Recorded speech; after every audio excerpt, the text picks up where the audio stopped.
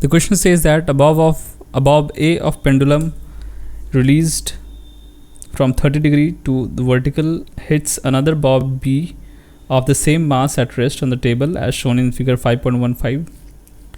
How high the bob A rise after the collision? Neglect the size of the bob and assume the collision to be elastic.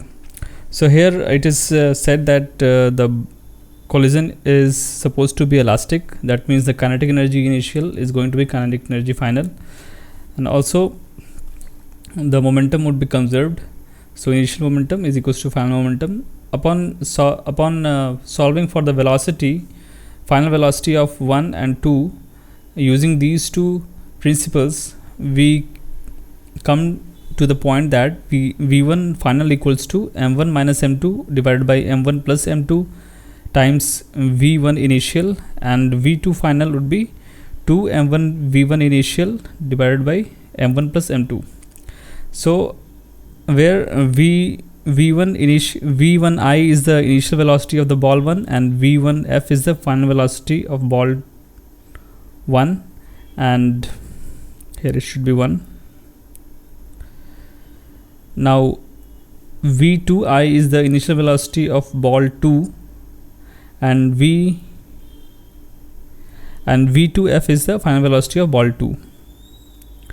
So the final velocity of ball 2 is calculated as v, that is same as the initial velocity of ball 1. So we see here that the entire momentum of ball A is transferred to ball B. So upon collision, ball A would be static at point B and ball B will go away with the same velocity v. So the ball transfer its entire momentum to ball B without rising in a degree. So the ball would not be rising after the collision, as it is saying that how high does the ball A rise after the collision. So it would not rise because it has transferred its entire momentum to the ball that was static. Thank you.